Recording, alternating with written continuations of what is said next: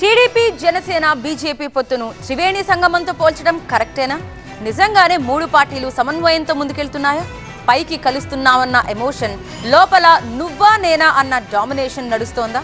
మూడు పార్టీల అధినేతలు కలిసి ఉంటే సరిపోతుందా? కింది స్థాయి నాయకులు కార్యకర్తలు కలిసి ఉండొద్దా? అసలు కూటమి అంటే త్రివేణి సంగమమా లేక త్రిముఖ సమరమా?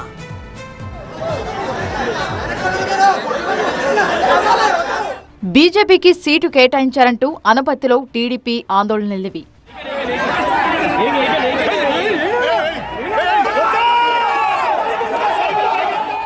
ధర్మవరం సీటుపై పునరాలోచించాలంటూ టీడీపీ జనసేన నిరసనలివి.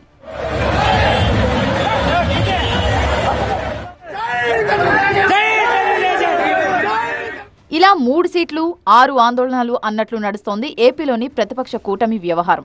సీటు బీజేపీకి ఇస్తే టీడీపీ జనసేన ఆందోళనలు, టీడీపీకి సీటు ఇస్తే బీజేపీ జనసేన కార్యకర్తల నిరసనలు. ప్రతి ఒక్క ఐవీఎఫ్ క్లినిక్ లో మీకు ఈ డిస్కౌంట్ ఇస్తాము, ఆ డిస్కౌంట్ ఇస్తామంటారు. కానీ మేము బిడ్డని ఇస్తాం అని ఎందుకు చెప్పడం లేదు? మనం ప్రామిస్ కోసం డబ్బులు ఇస్తున్నామా లేదా తల్లిదండ్రులు కావడం కోసం చెల్లిస్తున్నామా? నోవా ఐవీఎఫ్ దాగిన ఖర్చులుండవు, మీరు నమ్మగల నైపుణ్యం మాత్రమే.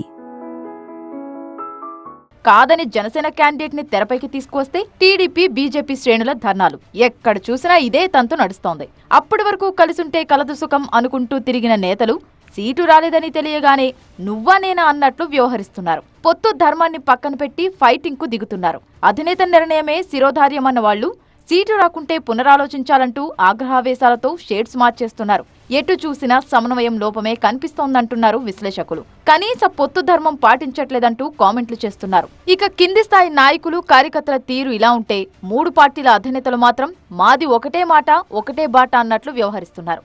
పదే పదే కలుస్తున్నారు, ఒకటేనన్న విషయాన్ని గుర్తు చేస్తున్నారు. 3 పార్టీలది చారిత్రాత్మక కలయిక అంటూ త్రివేణి సంగమంతో పోలుస్తున్నారు. మంచి ఫలితాలొస్తాయంటూ మీటింగులు పెడుతున్నారు. 3 పార్టీల యొక్క కలయిక అది చక్కగా జరిగి కింద క్షేత్రస్థాయిలో ఎన్నికల నేపథ్యంలో మంచి ఫలితాలను, ఎందుకంటే సమన్వయంతో పనిచేస్తారు కాబట్టి మంచి ఫలితాలు ఇచ్చేటువంటి అవకాశం ఉంటుంది. అంతేకాదు, సమన్వయంతో ముందుకు వెళ్తున్నామంటూనే ఉమ్మడి సమావేశాలు నిర్వహిస్తున్నారు. లీడర్ల నుంచి కార్యకర్తల వరకు అందరూ కలిసి ఇంకా బాగా పనిచేసేందుకు ఉమ్మడి సమావేశాలు నిర్వహిస్తున్నారు.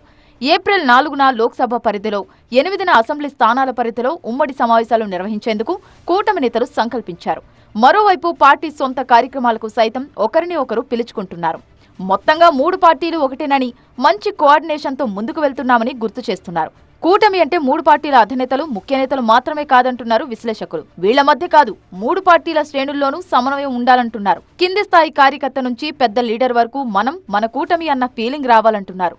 సీట్ల కోసం ఫైట్లు చేయడం కాదు, గెలుపు కోసం కలిసి పోరాడాలి అన్న ఆలోచన రేకెత్తించాల్సిన బాధ్యత కూటమి అగ్రనేతలపై ఉందంటున్నారు.